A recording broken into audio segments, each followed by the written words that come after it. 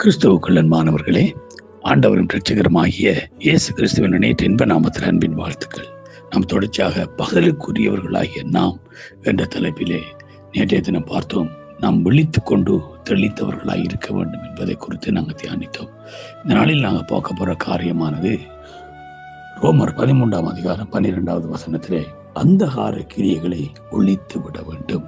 நாம் ஒளியின் பிள்ளைகளாய் விழித்துக் கொண்டு தெளிந்தவர்களாய் இருக்கின்ற வேளையிலே நம்ம செய்ய வேண்டிய காரியம், நமக்குள்ளே காணப்படுகிற அந்தகார கிரியைகளை நாம் என்ன செய்யணுமாம்? ஒழித்து விட வேண்டுமா?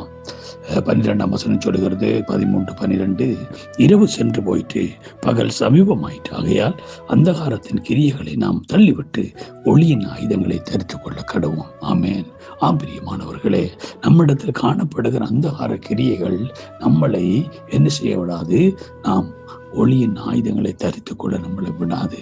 ஏண்டா இரவு சென்று போயிட்டு, இரவு இல்லை, இருளுக்குரிய அந்தகார கிரியைகளை நம்ம பிடித்து கொண்டிருந்தோம். இப்பொழுதோ நம்மளை அந்த ஆச்சரியமான ஒளியினிடத்துக்கு வரவழைத்திருக்கிறார் தேவனாகிய கர்த்தர். ஆமென். அந்தகாரத்தின் கிரியைகளுக்குள்ள அகப்பட்டு சிக்கி சின்ன பின்னமாகி கிடந்தங்கட வாழ்க்கையை கர்த்தராகிய இயேசு கிறிஸ்து ஆச்சரியமான ஒளியினிடத்துக்கு வரவழைத்திருக்கிறார். ஆகவே நம் பகல் சமீபமாயிட்டு பகலுக்குரியவர்களாகிய நாம் என்ன செய்யணுமாம்? எங்களிடத்துல காணப்படுகிற அந்தகார கிரியைகளை நாம் என்ன செய்யணும்? தள்ளிவிட வேண்டும். அது நமக்கு தேவையில்லை, அது உதவாது, அது வேஸ்ட்ன்னு சொல்லி நம்ம அதை தள்ளிவிட்டு ஒளியின் ஆயுதங்களை, அந்த இடத்துல நம்ம ஒளியின் ஆயுதங்களை தரித்து கொள்ள வேண்டும். பிரியமானவர்களே, அதனால தான் பவுல் சொல்ற எபேசியர் 5ஆம் அதிகாரம் 11ஆம் வசனம் சொல்லுகிறது, கனியற்ற அந்தகார கிரியைகளை உடன்படாமல் அவைகளை கடிந்து கொள்ளுங்கள். அப்ப கனி கொடுக்க முடியாது, நல்ல கனி கொடுக்க முடியாது இருக்கிறதான அந்த கனியற்ற அந்தகார கிரியைகள், கனி இல்லாமல் போக பண்ணுகிற, நல்ல கனி கொடுக்க முடியாமல் தடுக்கிறதான அந்த அந்தகார கிரியைகளை நம்ம என்ன செய்யணுமாம்? கடிந்து கொள்ள வேண்டும். அவைகளை அவளுக்கு உடன்படக்கூடாது, அவளை சேர்ந்து போக முடியாது, உடன்பட்டு ஒன்றா நிற்க முடியாது. எங்களுக்குள்ள காணப்படுகிற அந்த அந்தகார கிரியைகள் நம்மளை என்ன செய்யும்? அது அருவருப்பான பாதைக்கு நேராக கொண்டு செல்லும், எங்களை அசுத்தமான பாதையில கொண்டு செல்லும், எங்களை நாம் ஜீவனுள்ள தேவனுடைய பிள்ளைகள் பகலுக்குரியவர்கள் என்ற நிலைமையை மாற்றி அமைக்கும். அதனால எங்களுக்குள்ளே காணப்படுகிறதான எல்லா அந்தகார கிரியைகளை நாம் என்ன செய்யணும்? தள்ளி விட வேண்டும். இப்ப என்ன செய்யணும்? நம்ம ஒளியின் ஆயுதங்களை தரித்து கொள்ள வேண்டும். அங்கு வேதம் சொல்லுகிறபடி எபேசியர் புத்தகத்துல பார்க்கிறோம், 6ஆவது அதிகாரம் 14ஆம் வசனம் எங்களுக்கு சொல்லுகிற ஆயுதம் என்ன ஆயுதம் என்று பார்ப்போம். அங்க அழகா சொல்லப்படுகிறது, நாங்கள்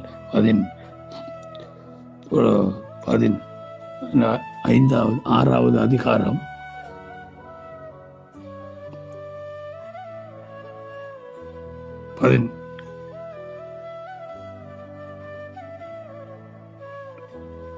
17வது வசனம், இரட்சணியவன் திலச்சிராவையும் தேவவசனமாய் ஆவியின் பட்டயத்தையும் எடுத்துக் கொள்ளுங்கள். ஆமென். அப்ப நம்ம என்ன செய்யணும்? ஆவியின் பட்டயத்தை எடுத்துக் கொள்ளுங்கள். ஒளியின் ஆயுதங்கள், ஆவியின் பட்டம், தேவனுடைய வார்த்தை என்னும் ஆயுதத்தை நாம் தரித்து கொள்ள வேண்டும்.